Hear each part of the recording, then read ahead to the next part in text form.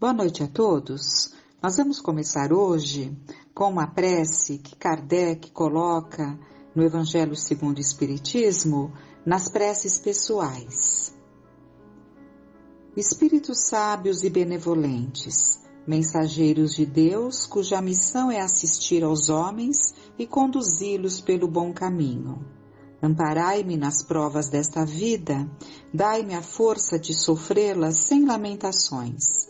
Desviai de mim os maus pensamentos e fazei que eu não dê acesso a nenhum dos maus espíritos que tentariam induzir-me ao mal. Esclarecei a minha consciência sobre os meus defeitos e tirai-me dos olhos o véu do orgulho que poderia impedir-me de percebê-los e de confessá-los a mim mesmo. Vós, sobretudo, meu anjo guardião, que velais mais particularmente por mim, e vós todos, espíritos protetores, que vos interessais por mim, fazei que eu me torne digno da vossa benevolência. Vós conheceis as minhas necessidades, que elas sejam satisfeitas segundo a vontade de Deus.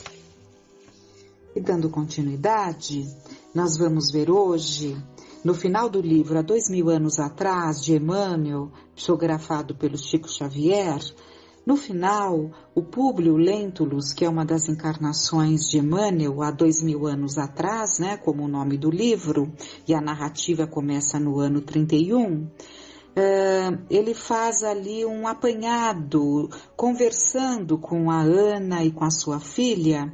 Ele traz colocações sobre uma análise da sua existência que nos trazem um precioso ensinamento para nós aprendermos a fazer análise das nossas vidas, a chegarmos às conclusões como ele chegou. Então, ele relata: uma noite, obedecendo ao hábito de muitos anos, vamos encontrar aquelas 3 criaturas no espaçoso terraço da vila de Pompeia em doces rememorações. Havia mais de 7 anos que quase todas as palestras versavam ali sobre a personalidade do Messias e a excelsa pureza da sua doutrina, observada antes de tudo a precisa discrição, porquanto os adeptos do cristianismo continuavam perseguidos, embora com menos crueldade.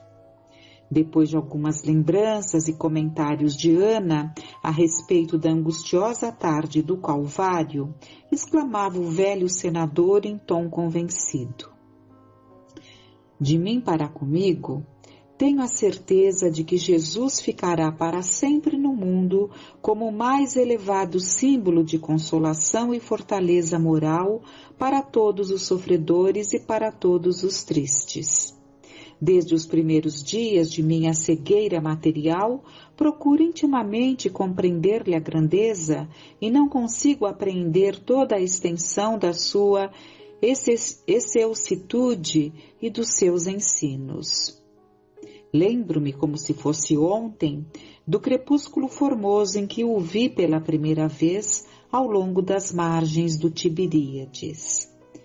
Eu também, murmurou Ana, não consigo olvidar aquelas tardes deliciosas e claras em que todos os servos e sofredores de Cafarnaum nos reuníamos à margem do grande lago, esperando o suave enlevo das suas palavras. E como se estivesse contemplando o desfile de suas recordações mais queridas, com os olhos da imaginação, a velha serva continuava. O mestre apreciava a companhia de Simão e dos 2 filhos de Zebedeu, que é justamente João e Tiago, né? E quase sempre era em uma de suas barcas que ele vinha solícito atender às nossas rogativas. O que mais me assombrava, dizia Públio Lentulus, impressionado, é que Jesus não era, que se soubesse, um doutor da lei ou sacerdote formado pelas escolas humanas. Sua palavra, entretanto, estava como que ungida de uma graça divina. O olhar sereno e indefinível penetrava o fundo da alma e o sorriso generoso tinha a complacência de quem, possuindo toda a verdade, sabia compreender e perdoar os erros humanos. Seus ensinos, diariamente meditados por mim nesses últimos anos, são revolucionários e novos, pois arrasam todos os preconceitos de raça e de família, unindo as almas num grande amplexo espiritual de fraternidade e tolerância. A filosofia humana jamais nos disse que os aflitos e pacíficos são bem-aventurados no céu.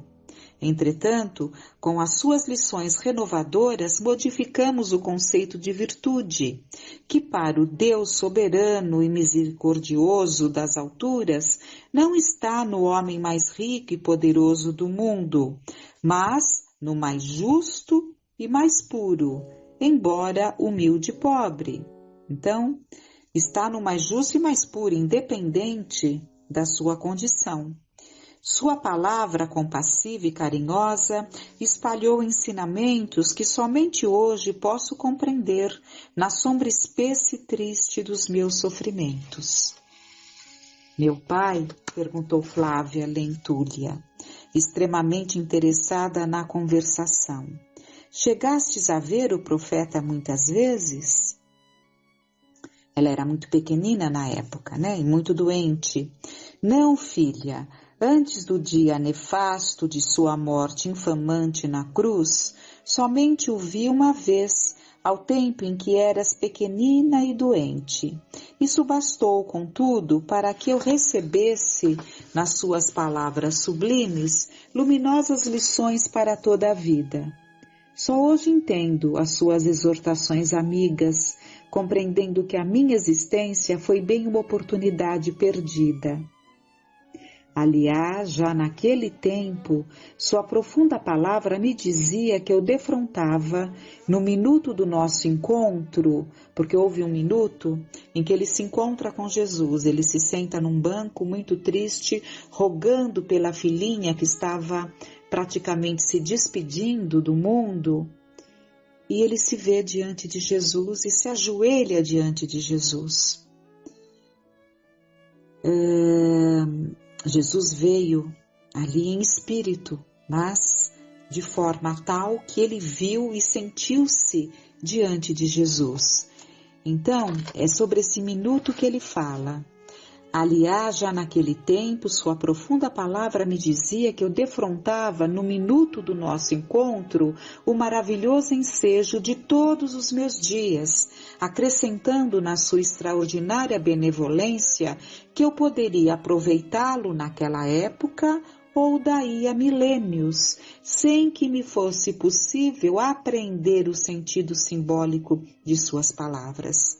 De fato, naquele momento, embora extremamente impressionado com tudo, mas passado aquele momento, ele acaba deixando-se levar novamente pelo seu orgulho de tradição, né, de família, e não se permite a mudança que Jesus o alertou, que dependia daquele minuto ele aproveitar ou ter milênios de sofrimentos. Isso ocorre em nossas vidas. É um determinado passo, uma determinada escolha. Continuando. Todas as concessões de Jesus se esteavam na verdade santificada e consoladora, acrescentou Ana, agora gozando de toda a intimidade com seus senhores. Sim, exclamou Públio Lentulus, concentrado nas suas reminiscências. Minhas observações pessoais autorizam-me a crer da mesma forma. Se eu tivesse aproveitado a exortação de Jesus naquele dia, talvez houvesse alijado mais de metade das provações amargas que a terra me reserva. Se houvesse buscado compreender sua lição de amor e humildade, teria procurado André de Gioras pessoalmente, reparando o mal que lhe havia feito com a prisão do filho ignorante, demonstrando-lhe meu interesse individual, sem confiar tão somente nos funcionários irresponsáveis que se encontravam a meu serviço. Guiado por esse interesse, teria encontrado Saul facilmente, pois Flamínio Severo seria em Roma o confidente dos meus desejos de reparação, evitando dessa maneira a dolorosa tragédia de minha vida paternal, que foi uma grande dor com o desaparecimento do filhinho dele, num processo de vingança por parte desse André de Gioras, que se vinga de Públio, porque Públio havia mandado seu filho às galeras, que seria ali a escravidão. Só que Deus, na sua infinita bondade, fez com que quem o comprasse como um escravo e que lhe deu uma vida de progresso, fosse justamente o amigo dele que estava em Roma, o Flamínio, e ele ficaria sabendo que o jovenzinho estava lá e poderia, porque ele acaba se arrependendo daquela atitude tão drástica e tenta mudar, mas ele não toma uma atitude ele mesmo. Ele pede para que os seus funcionários, os seus serviçais, tomassem ali a atitude, mas eles não conseguem, não têm um interesse devido, enfim, então não consegue ali achar o jovem. Se houvesse entendido bastante a sua caridade, então se ele tivesse entendido ali o trabalho de Jesus na cura de minha filha, teria conhecido o melhor tesouro espiritual do coração de Lívia, não teria se deixado levar por uma cilada muito bem urdida, muito bem tramada, em que ele acaba duvidando da fidelidade da sua esposa. Uma situação inconcebível de se crer, mas ele acaba se deixando levar, dadas as circunstâncias em que tudo aconteceu. Então ele teria conhecido melhor o tesouro espiritual do coração de Lívia, vibrando com o seu espírito na mesma fé, ou caindo juntamente com ela na arena ignominiosa do circo, o que seria suave em comparação com as lentas agonias do meu destino, porque ela pertenceu àquele primeiro grupo de mártires dos primeiros cristãos. Então ela era um espírito de escol que estava ao lado dele para ajudar essa alma amada, a essa alma querida. Teria sido menos vaidoso e mais humano se lhe houvesse entendido a preceito, a lição de fraternidade.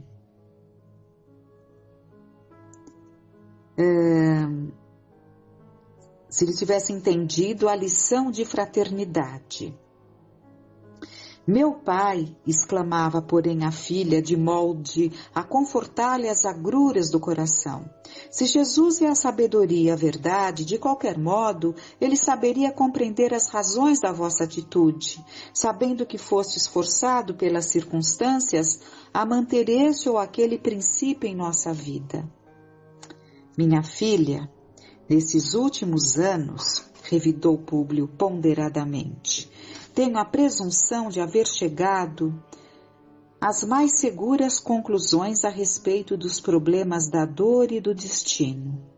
Acredito hoje, com a experiência própria que as atividades penosas do mundo me ofertaram, que nós contribuímos, sobretudo, para agravar ou atenuar os rigores da situação espiritual nas tarefas desta vida.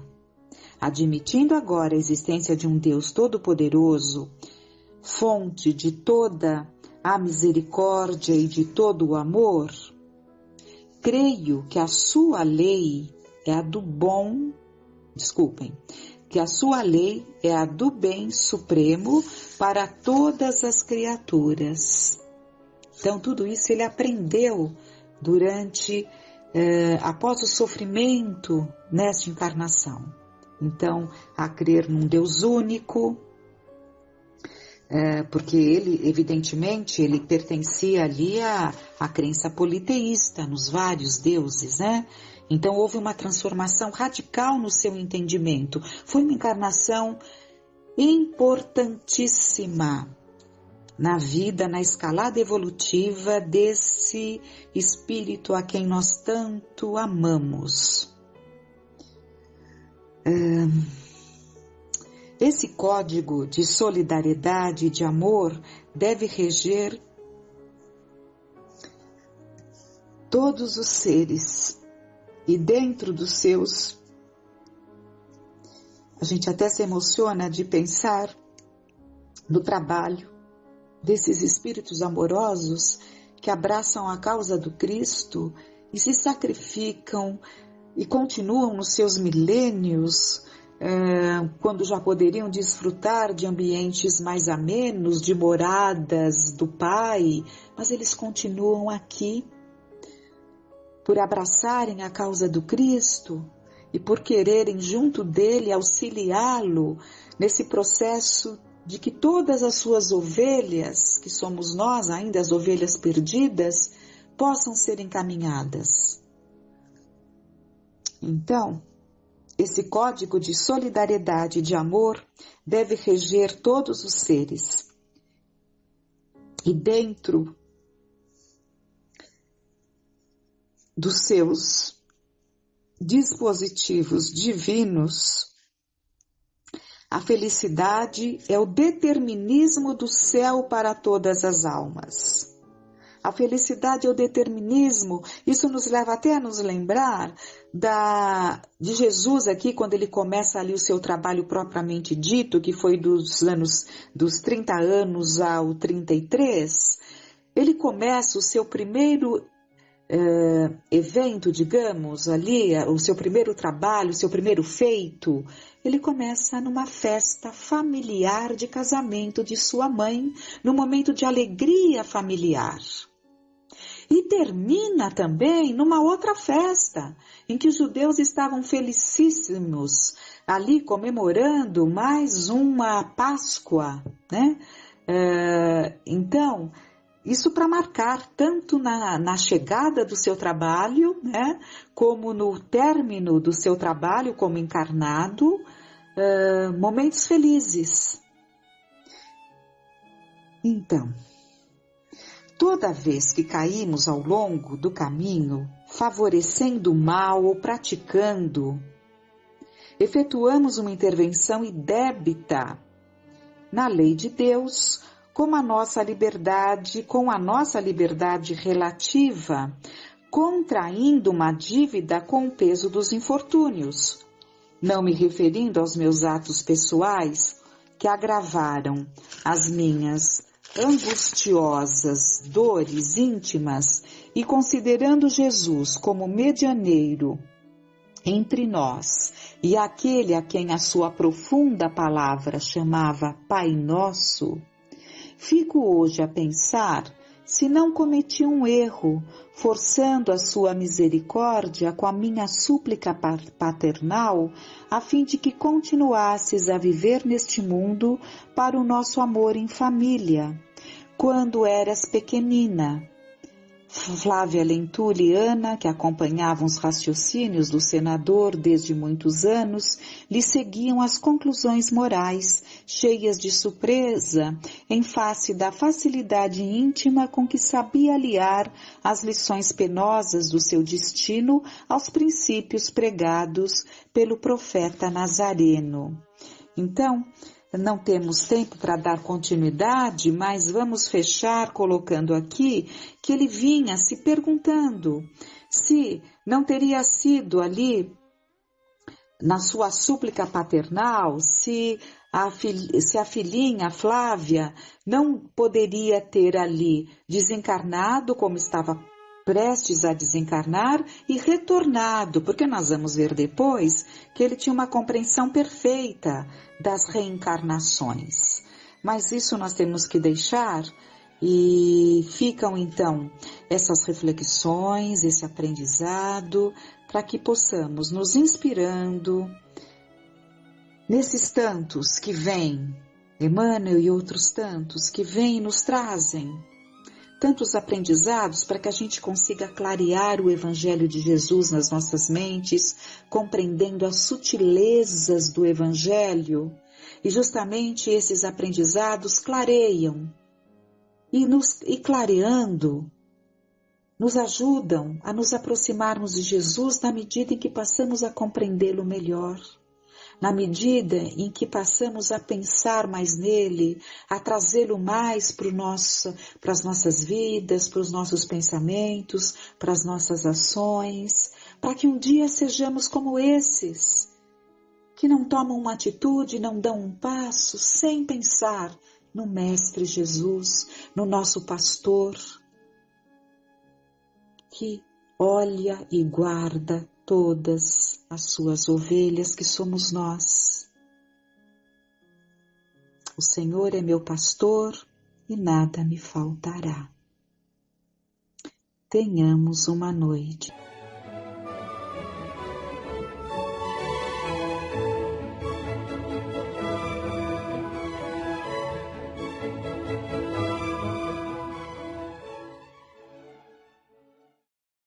Uma boa noite a todos, que Deus em sua infinita bondade nos ampare, nos fortaleça, que Ele abençoe mais esse encontro e que as vibrações que recebemos, elas se estendam a todos os doentes do corpo e da alma, a todos aqueles que nesse momento estão ou se sentem sozinhos, a todas as famílias, a todos os lares da terra. Nós trouxemos hoje do livro Nas Pegadas do Mestre, que é um texto de Vinícius que chama Os Últimos que Serão os Primeiros. Ele nos diz: o valor dos nossos feitos não está nas proporções vultuosas, grandiosas desses feitos. Deus não olha para o volume nem para a quantidade, mas para a qualidade. Ele não quer o muito, Ele quer o bom, Ele quer o melhor. É preferível, pois, o pouco bom ao muito regular. Nossas obras devem ser feitas com alegria, com singeleza de coração, sem tédio, nem cansaço, sem intenção reservada. A virtude exclui cálculos de qualquer espécie. Todo bem que fazemos importa no cumprimento de um dever contraído. Fazei tudo o que puderdes e depois dizeis: somos servos inúteis, fizemos somente o que devíamos. Tal é a palavra do Evangelho. Então, nesse primeiro momento, ele fala que o valor dos nossos feitos, das nossas atitudes, não está na quantidade, mas sim na qualidade daquilo que fazemos, ou seja, a maneira como fazemos. Nós podemos ali, ao longo da vida, enumerarmos uma série de coisas que fizemos, em favor das pessoas, em favor de uma instituição, em favor de um trabalho, mas a grande pergunta a ser feita é: como é que nós fizemos aquilo? Porque é comum nós colocarmos ali um trabalho como uma obrigação, como um peso, como um fardo, e com isso nós vamos ali perdendo, como ele vai falar, o encanto natural, a simplicidade, a naturalidade dessas ações. Então, ele diz que Deus quer ali o melhor, mas vejam, Deus quer o nosso melhor. Não, aqui um ponto está bem importante, para que nós não fiquemos ali comparando o nosso trabalho com o trabalho dos outros. Porque sempre vai haver alguém que, do nosso ponto de vista, faz muito melhor aquilo que nós estamos fazendo, como vai haver ali situações em que a gente julga que os outros fazem de uma maneira pior dentro do nosso julgamento. Então é muito importante que cada um faça aquilo que pode fazer, o seu melhor, sem se comparar com os outros. Ele diz que as nossas obras então devem ser feitas com alegria, com simplicidade, sem tédio nem cansaço, sem intenção reservada. Porque se tudo na vida nós encaramos como obrigação, com peso, isso nos sufoca, isso vira ali um peso realmente muito grande. E às vezes a diferença está não naquilo que se faz, mas na maneira como nós fazemos. Até coisas do dia a dia, como por exemplo uma ida a um supermercado. Para muitos é uma coisa chata, né? Até uma pessoa certa vez, ela teve o trabalho de lembrar todas as etapas de ir no mercado, né? Que você tem que ir, você pega o carrinho, escolhe o que você vai comprar, coloca dentro do carrinho, vai no caixa, tira do carrinho, depois paga, coloca dentro do carrinho de novo, leva ali para o carro, coloca no carro, chega em casa, tira do carro, em casa, limpa, né? Depois guarda, enfim. É cansativo até de imaginar tantas etapas, né? Então, para alguém que se apega a isso, né, que se dá o trabalho de mentalizar e de supervalorizar esse trabalho, fica cansativo, né? Mas de outro lado, nós poderíamos pensar: que bom que eu tive condição de ir ao mercado. Que bom que eu tive uma locomoção que me permitiu até lá. Que bom que algo me permitiu, que eu tivesse um trabalho que pudesse pagar por aqueles alimentos. Que bom que havia alimentos disponíveis para que eu comprasse, né? Enfim, vejam que tudo depende do ponto de vista. Uma mesma ação, uma mesma atitude, ela pode ser excessivamente valorizada do ponto de vista do trabalho, do esforço, ou podemos ver isso também como uma bênção, como uma oportunidade, ainda que não achemos que aquela é uma atividade agradável, mas dependendo como nós encaramos, nós vamos ver ali tantos pontos positivos. Então, dentro desse contexto de fazermos ali, né, com alegria, com bom ânimo, né, com simplicidade aquilo que nós fazemos. Ele continua nos dizendo que é um erro exaurirmos, né, numa luta febril e penosa, com o propósito de nos tornarmos os mais merecedores aos olhos de Deus. Misericórdia quero e não sacrifícios. Esse é outro ponto interessante, porque nós podemos ter ali, até oriundo de outras religiões, temos acalentado a ideia de que quanto mais nós sofremos, que quanto mais nós lutamos, mais nós somos merecedores aos olhos de Deus. Isso não é uma realidade, isso não é uma verdade, né? Até porque um dia nós vamos perceber que muito do sofrimento que nós tivemos aqui na Terra, eles não estavam previstos, mas eles foram ampliados pela nossa impaciência, pela nossa falta de fé, pela nossa revolta.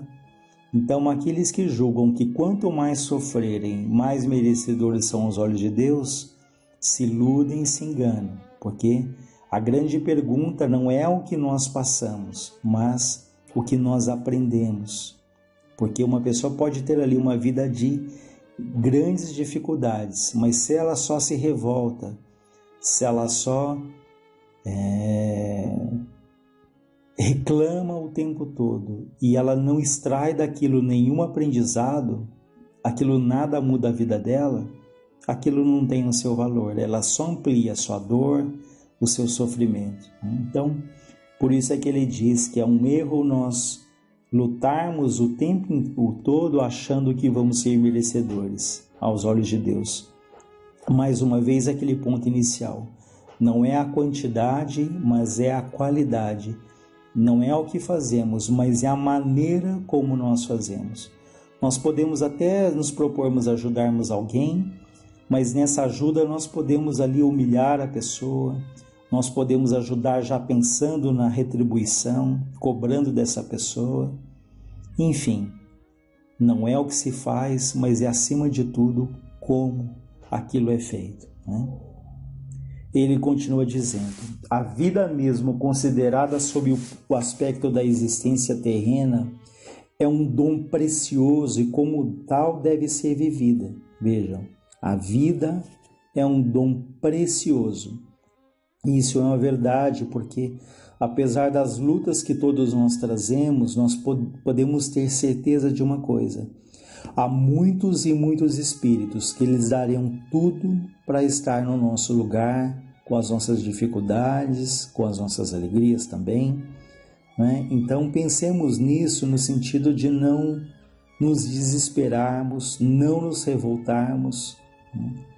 E procurando ali valorizar as pequenas coisas que acontecem no nosso dia a dia. Ele diz, destruir-lhe o encanto natural, né? Destruir o encanto natural da vida, reduzir essa vida a uma série de atos forçados, transformá-la enfim num fardo que se arrasta penosamente, não é virtude, é um delito. Então, pensemos como tem sido o nosso dia a dia, como têm sido as nossas atividades. Será que elas são peso? Será que ela é uma sequência de rotina de atos forçados? Ou será que não é hora de repensarmos, de termos um ideal, de darmos sentido para o que a gente faz, né? Uma vez mais a gente relembra aquele exemplo que já falamos daquela enfermeira em que ela diz, é perguntado para ela o que ela faz no hospital, uma enfermeira não, uma faxineira, me desculpem. O que ela faz, ela diz que ela ajuda a salvar vidas e pergunta, mas por quê? E ela ali, segura, diz que na medida em que ela mantém o hospital limpo, ela reduz os índices de infecção hospitalar e com isso ela ajuda a salvar vidas. Então veja, de uma atividade considerada aos nossos olhos, uma atividade mais simples, mas que tem ali um valor imenso, muitas vezes que nós não percebemos. E aí é quando o Frei Fabiano fala que um porteiro se santifica, um enfermeiro se santifica, em que ele fala que a majestade não está no cargo, mas está na forma como cada um executa ali as suas atividades, aquilo que Deus lhe confiou. Ele diz ainda, os reclusos do claustro, furtando-se ao convívio social, incompatibilizando-se com a natureza em todas as suas manifestações, longe de se aproximarem do céu como pretendem, distanciam dele, porque todo o móvel de seus atos se funda num requintado egoísmo. O reino dos céus é daqueles que se tornam como as crianças, diz o mestre, onde a simplicidade e a inocência da criança, nessa atitude estudada, nessa vida egoística, cujo único fito, o único objetivo, se resume na conquista de uma grande recompensa. Aqui ele está falando daqueles que se refugiam nos claustros, daqueles que se isolam até da sociedade a pretexto de se afastarem dos pecadores, né?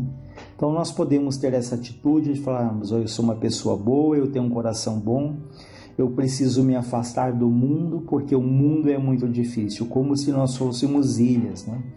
Mas esquecidos de que é justamente no convívio com aqueles que amamos e com aqueles também que temos dificuldades, que nós vamos ali burilando o nosso espírito, que nós vamos aparando as nossas arestas, né?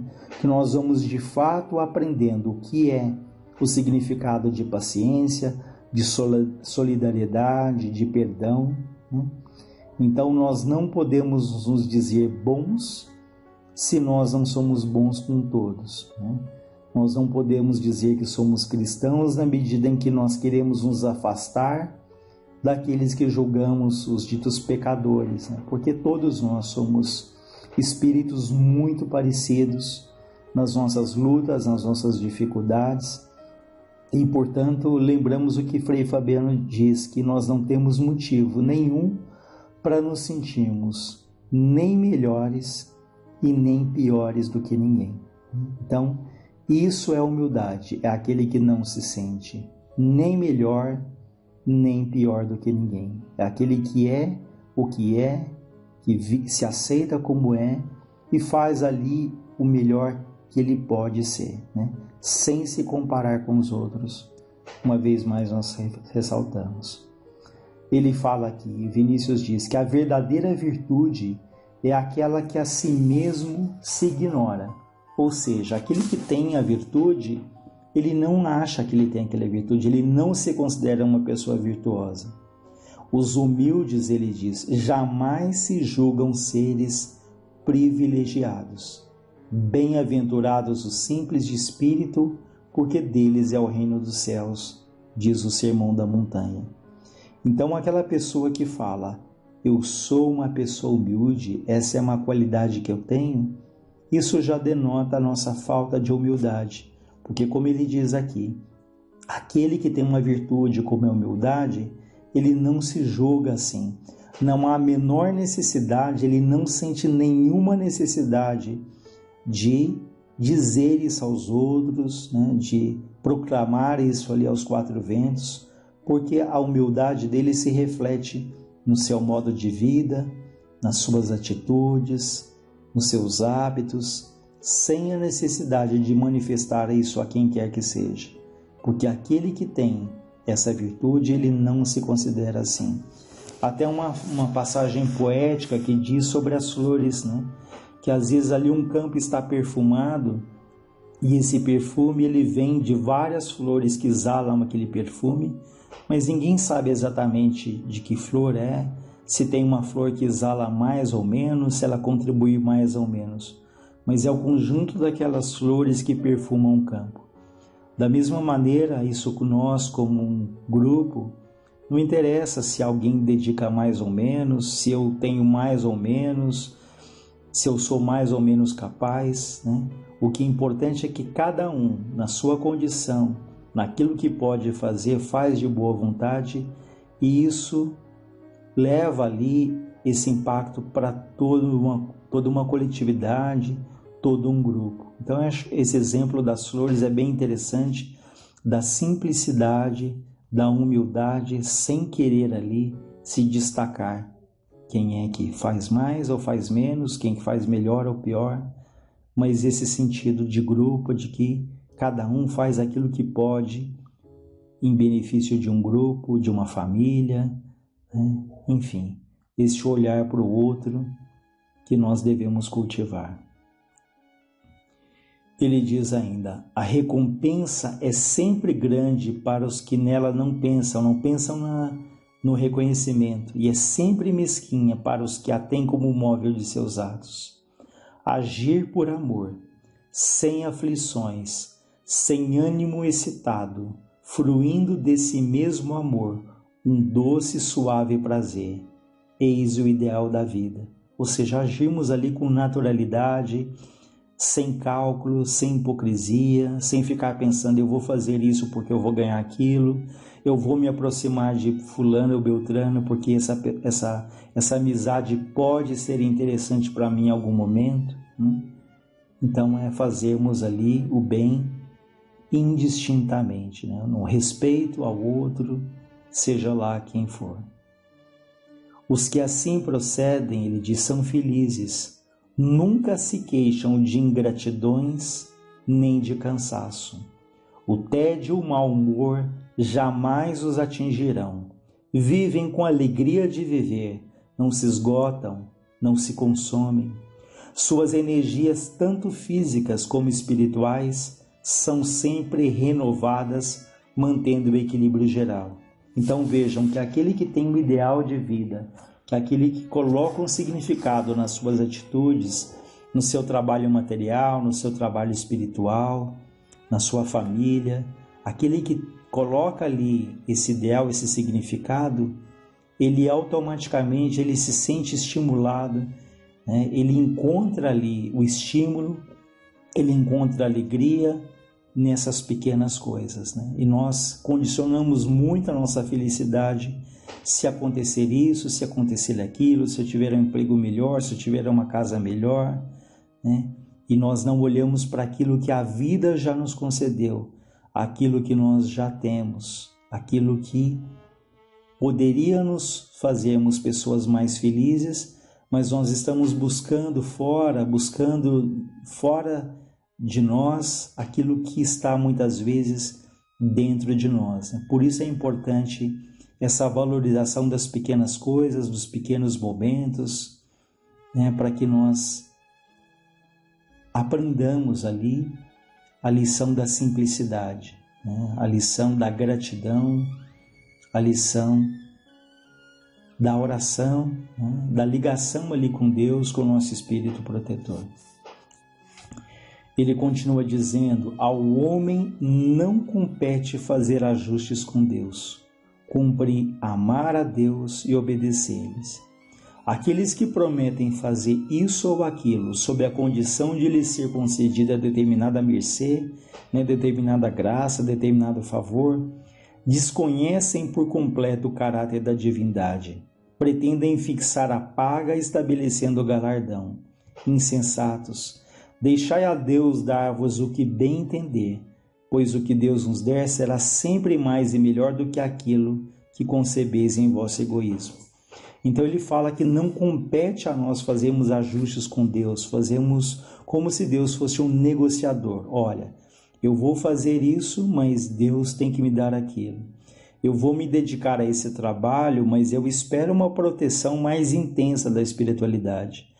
Então nós fazemos ali um escambo, uma negociação, esquecidos de que a Deus cabe ali nos dar aquilo que nós precisamos, aquilo que nós merecemos. Então nós temos que plantar, nós temos que semear, mas nós temos que ter a sabedoria de deixar nas mãos de Deus a colheita, né? No momento em que for adequado, né? Nas condições mais adequadas, porque como ele diz, Deus sempre saberá aquilo que é melhor para cada um de nós. E nós nos revoltamos muitas vezes na vida com aquilo que não nos acontece, mas lá na frente nós vamos entender que aquilo foi o melhor para nós.